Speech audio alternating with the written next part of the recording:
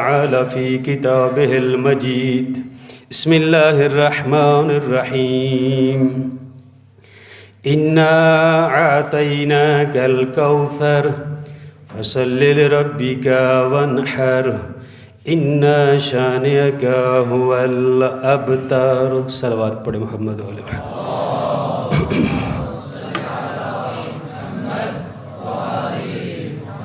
اوصیکم ونفسی بتقوی اللہ. سب سے پہلے میں اپنے آپ کو پھر آپ نماز جمعہ کے نمازیوں کو تقوی الہی کی صفت اپنانے کی دعوت دیتا ہوں. سامعین محترم، یہ ایام فاطمیہ ہیں کہ جو ایک روایت کے مطابق 13 جمادی الاولیٰ سے لے کر اور دوسری روایت 3 جمادی الثانی کی ہے. بہرحال علماء نے انہی ایام کو ایام فاطمیہ کے نام سے منسوب کیا ہے، اور ایک بہترین فرصت ہے جب اس قسم کے ایام آتے ہیں، اور بہترین فرصت ہوتی ہے اس ہستی کی سیرت کا مطالعہ کرنے کے لیے، کیونکہ یہ ایام ایک مختص ہیں. اگرچہ ہمارے لوگوں کی عادت نہیں ہے کتابوں کا مطالعہ کرنے کی، لیکن یہ بہترین ایام ہیں. کم از کم کتابیں موجود ہیں، لٹریچر موجود ہے، اور کچھ نہیں تو میڈیا پر، سوشل میڈیا پر کئی مطالب آپ کو ان ہستیوں کے بارے میں مل جاتے ہیں. بہتر یہ ہوتا ہے کہ انسان خود کسی کتاب کو، اردو میں بھی لٹریچر موجود ہے، کسی کتاب کو اپنے ان چند دنوں میں کہ جو ایام فاطمیہ کے نام سے منسوب ہیں، اپنے آپ کو اپنے علم میں، اپنے نالج میں جناب سیدہ کے حوالے سے اس میں اضافہ کرے. یہ کیونکہ وہ ہستیاں ہمارے لیے رول ماڈل ہیں، آئیڈیل ہیں. انہوں نے ہمیں بتایا ہے کہ کیسے زندگی بسر کرنی ہے، کیسے زندگی گزارنی ہے.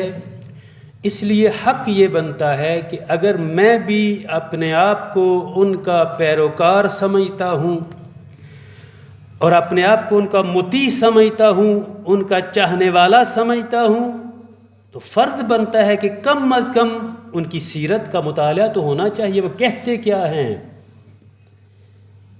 فقط خطیب کی بات سن کر اکتفا کر لینا کافی نہیں ہے. فقط کسی مقرر یا جمعے پہ آ جو چند، کیونکہ ٹائم بھی یہاں پہ مختصر ہوتا ہے، اشارہ ہی کرنا مقصود ہوتا ہے. لیکن آپ خود جو صاحب جو علم ہیں، جو پڑھنا آتا ہے، کم از کم کتابیں، ایک کتاب جناب سیدہ کی ایک سیرت کی کتاب کا مطالعہ تو ہونا چاہیے. اور اردو میں کتابیں موجود ہیں، ایسا نہیں ہے کہ نہیں ہے.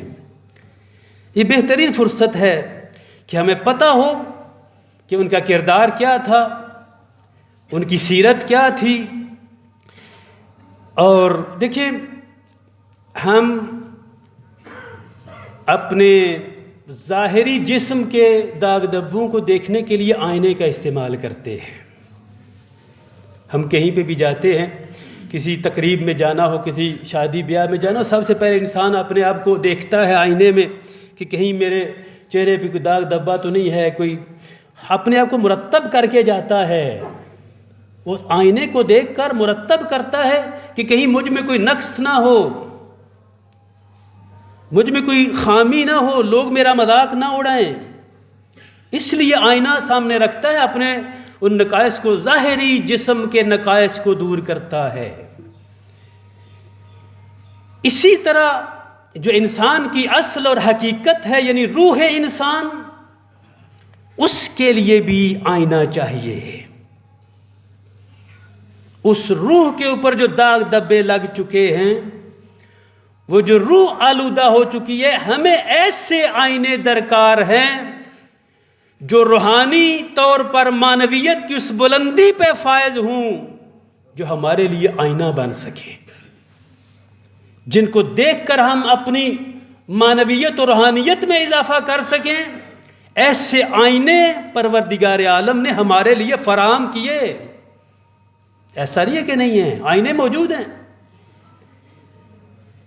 یہ میرا فرض بنتا ہے کہ میں دیکھوں کہ ان ہستیوں، یہ جو ہستیاں آئینہ میرے لیے بن رہی ہیں، آئیڈیل بن رہی ہیں، رول ماڈل بن رہی ہیں، دیکھوں تو صحیح ان کا نظریہ کیا ہے، ان کا عمل کیسا ہے، ان کا کردار کیسا ہے، توحید کے بارے میں کیا نظریہ رکھتے ہیں، عمل کے بارے میں کیسا عمل انہوں نے انجام دیا ہے. اس لیے یہ رول ماڈل ہمارے لیے آئینہ بن سکتی ہے.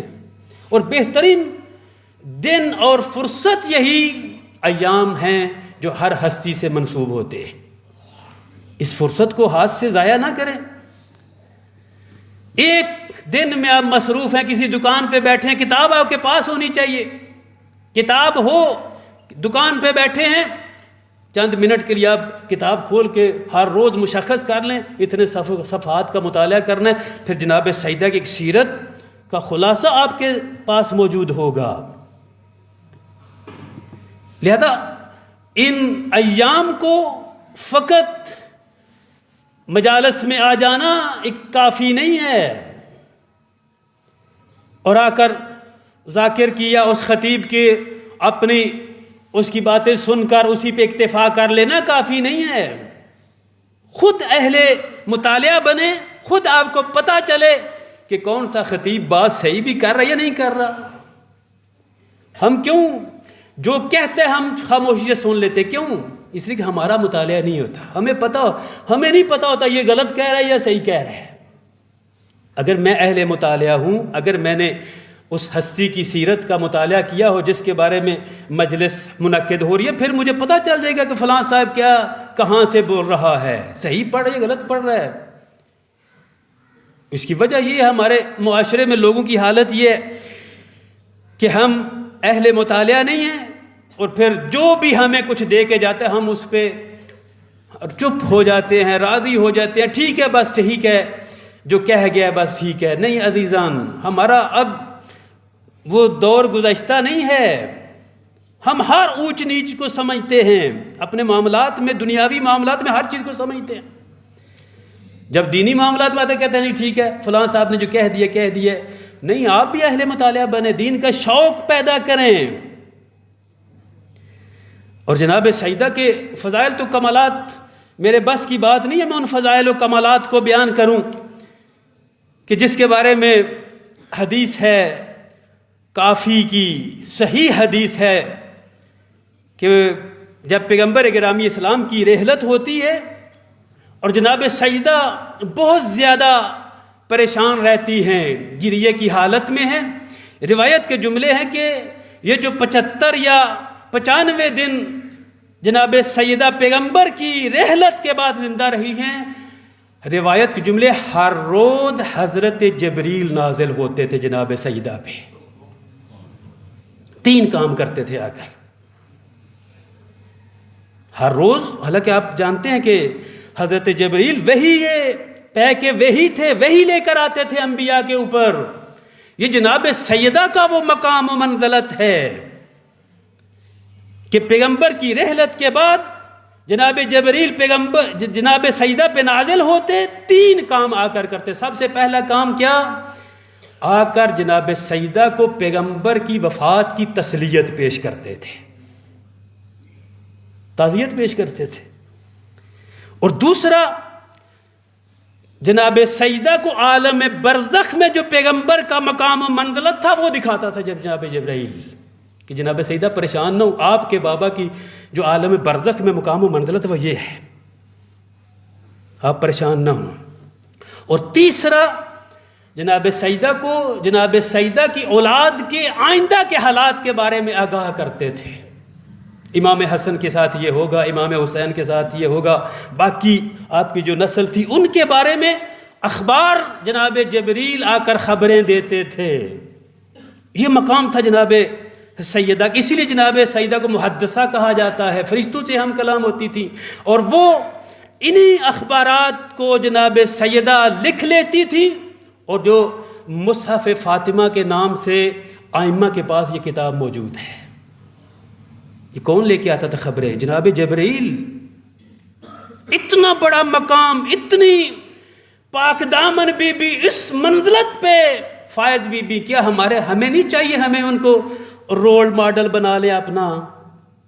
جیسے انہوں نے زندگی گزاری ہے ہم بھی کم از کم اس 18 سال کی ایج، کتنی ایک مختصر سی زندگی ہے، 18 سال کی ایج میں پیغمبر فرما رہے ہیں بیٹی تو سیدہ نساء العالمین ہے۔ 18 سال کی ایک جوان لڑکی ہیں، 18 سال کی عمر میں سیدہ نساء العالمین ہیں۔ یہ بہت بڑی بات ہے۔ کتنی معرفت کی بلندی تھی کہ جب مصلی عبادت پہ کھڑی ہوتی تھی، زمین سے اس محراب عبادت سے نور بلند ہوتا تھا۔ یہ مقام تھا جناب سیدہ کا۔ میں نے عرض کیا آپ کی خدمت میں، آپ کے ذاتی کمالات، آپ کے معنوی کمالات، آپ کی ذاتی خصوصیات، آپ کے روحانی خصوصیات بہت زیادہ ہیں، میرے بس کی بات نہیں ہے۔ ایسے کردار کی بی بی ہمارے لیے رول ماڈل بن سکتی ہیں۔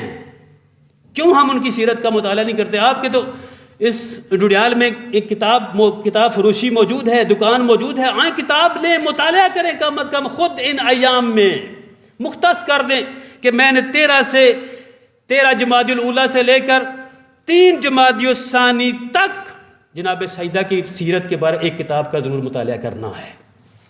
پھر آپ کو پتہ چل گا سیرت کیا ہے، حق کیا ہے، باطل کیا ہے۔ لہذا آپ کے کمالات، ایک شخص آیا، ایک شخص نے اپنی زوجہ کو جناب سیدہ کی خدمت میں بھیجا، شاید پہلے بھی یہ روایت آپ نے سنی ہو، کہ جا کر جناب سیدہ سے پوچھو کہ اس کا شوہر آپ کے ماننے والوں میں سے ہے